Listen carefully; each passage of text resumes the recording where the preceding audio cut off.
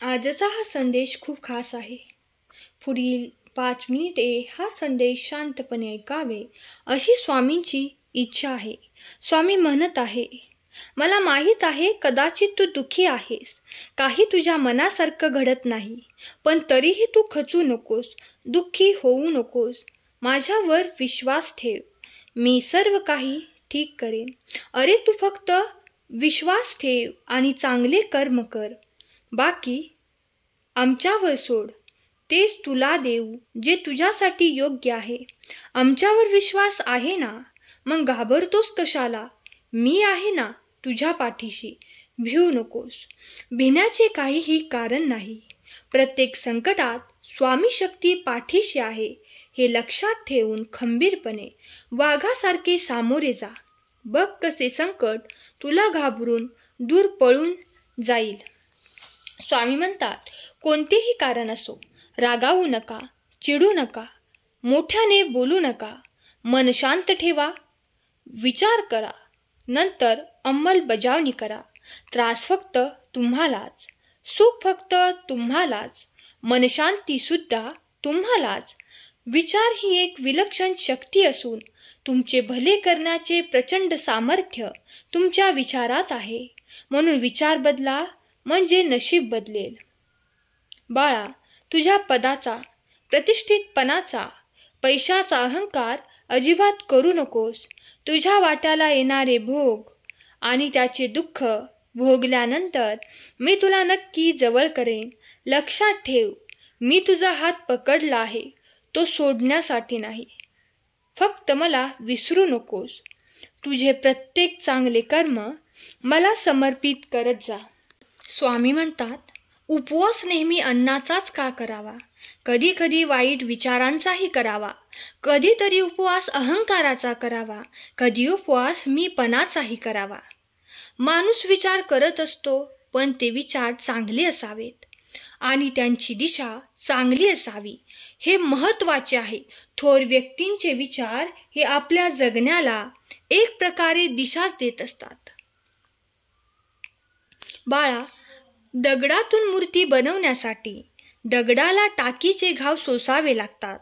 तसेच आपल्यातील मानवी मूर्ती बनवण्यासाठी आपल्यालाही परिस्थितीचे घाव सोसावे लागतात. स्वामी म्हणतात, प्रत्येकाला ज्याचे त्याचे काम नेमून दिलेले आहे. ते काम योग्य आहे का अयोग्य हे सध्याच्या वेळेत कळणार नाही. योग्य वेळ आली की नक्कीच कळेल.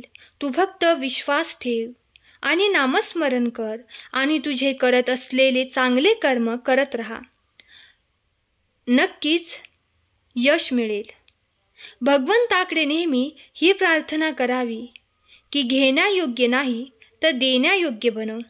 श्वास घेतोय तोवर जगून घ्यावं छान, कारण झाडालाही कळत नाही कोणतं पान केव्हा गळेल ते. बाळा, तुमच्या आजूबाजूच्या व्यक्तींना मदत करा. कधीच कोणाचाही डोळ्यात पाणी येऊ देऊ नका. कोणाला हसवता आले नाही तरी चालेल, पण कधीच तुमच्यामुळे कोणाच्याही डोळ्यात पाणी येऊ देऊ नका.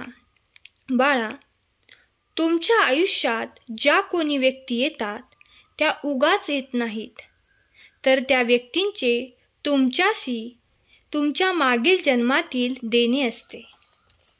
परिस्थिती कितीही तुझ्या विरुद्ध असू दे, पण जर का तू तुझ्या मनात माझ्याबद्दल विश्वास, प्रेम निरंतर ठेवशील तर एक ना एक दिवस विजय हा तुझाच होणार आहे. बाळा, स्वतःला कधीच एकटा समजू नकोस. तू एकटा नाहीस, मी नेहमी तुझ्या बरोबर आहे. स्वामी म्हणतात, आयुष्याच्या वाटेवर प्रवास कधीच ठरवून होत नसतो. जशी वळणं येतील तसं वळावंच लागतं. संघर्ष म्हणजे स्वतःला सिद्ध करण्यासाठी मिळालेली संधीच असते. समोर अंधार असला तरी त्याच्या पलीकडे प्रकाश आहे, हे लक्षात ठेव. तू कोणाला फसवू नकोस. मी तुझी फसवणूक होऊ देणार नाही. बाळा, नियत कितीही चांगली असू द्या, ही दुनिया आपल्या दिखाव्यावरून आपली किंमत ठरवत असते. आणि आपला दिखावा कितीही चांगला असू द्या, स्वामी आपली नियत ओळखून आपल्याला फळ देतात. स्वामी म्हणतात, शिष्याने गुरुशी एकनिष्ठ असावं. कितीही संकट आली तरी गुरुची कास सोडू नये. संकटे पूर्व कर्मानुसार येतात. गुरुकृपेमुळे संकटाला सामोरे जायची शक्ती मिळते व त्या संकटातून लवकर सुटका होते. कृपानेत्र स्वामींचे मायेने भरलेले, भक्तांच्या भेटीसाठी दिसतात आसुसलेले, चेहऱ्यावरचे तेज पाहून भान हरपते. स्वामी चरणी मन सहज दृढ होते. क्षणोक्षणी वाटे स्वामी नामाचा आधार. स्वामी संग धरता कोण राहील निराधार. बाळा, सूर्य बोलत नाही, त्याचा प्रकाशच त्याचा परिचय देतो. त्याचप्रमाणे तुम्ही तुमच्याबद्दल काहीच बोलू नका. उत्तम कर्म करत राहा. लोकच तुमचा परिचय देतील. बाळा, उदास असशील तर माझे नाव घे. दुःखी असशील तर माझे नाव घे. मार्ग भेटत नसेल तर माझे विचार घे. एवढ्याने समाधानी नसशील तर अक्कलकोटची वाट घे. नेहमी सुखच हवे असा अट्टहास करू नकोस, कारण प्रत्येक परिस्थितीमध्ये सुख हे लपलेलेच आहे. जसे दुधात दही लपलेलं असतं, तसंच तुझ्या कर्माच्या रवीने लपलेलं सुख बाहेर येईल. बाळा, स्वतःच्या कर्मावर आणि प्रामाणिकपणावर विश्वास ठेवा. योग्य वेळ आली की एवढं भेटेल की मागायला काहीच उरणार नाही. बाळा, किती काळजी करत आहेस? मी तुझ्या सोबत असताना तू कशाला घाबरतेस? तुझ्यासोबत मी काहीही वाईट होऊ देणार नाही. तू निश्चिंत राहा आणि फक्त विश्वास ठेव. कोणत्याही गोष्टीसाठी मी समर्थ आहे असे म्हणण्यापेक्षा स्वामी समर्थ आहेत असे म्हणा. मग बघा स्वामी तुमचे काम कसे पूर्णत्वास नेतात ते. जर विश्वास स्वतःवर असेल तर देव सुद्धा तुमच्या नशिबात तेच लिहिणार जे तुम्हाला हवे आहे. बाळा, वेळ तुमच्याकडे असलेली सर्वात महत्त्वाची संपत्ती आहे, म्हणून तिला अशा ठिकाणी गुंतवा जिथे तुम्हाला सर्वात जास्त परतफेड मिळेल. कारण एकदा वेळ निघून गेली की सर्व काही बिघडून जातं. मग कितीही पश्चाताप केला तरीही त्याचा काहीही उपयोग होत नाही. आयुष्यात कधी कधी हिशोब ठेवत चला. काही वेळेनंतर आपलेच आपल्याला विचारतात, तू आमच्यासाठी काय केलंय? कुणालाही न दुखावता जगणं याच्या इतकं सुंदर कर्म जगात दुसरे कोणतेच नाही. आणि ज्याला हे कळलं त्याला वेगळं पुण्य कमावण्याची गरज राहत नाही. जीवनात खूप समस्या आहेत, पण अनेक आनंद देखील आहेत. आयुष्यात नुकसान आहे तर फायदे देखील आहेत. स्वामींनी आम्हाला थोडेसे दुःख दिलं म्हणून काय झालं? स्वामींचे आमच्यावर खूप उपकार देखील आहेत. तुला भीती वाटत असेल, मार्ग दिसत नसेल किंवा निर्णय घेता येत नसेल तर डोळे बंद करून माझे नामस्मरण कर. अशाने तू माझ्याशी संवाद साधशील. काळजी करू नकोस. दिवस आहेत तसेच राहत नाहीत. हेही दिवस जातील. अजून किती रडणार आहेस एकट्यामध्ये? थांबव आता हे सर्व.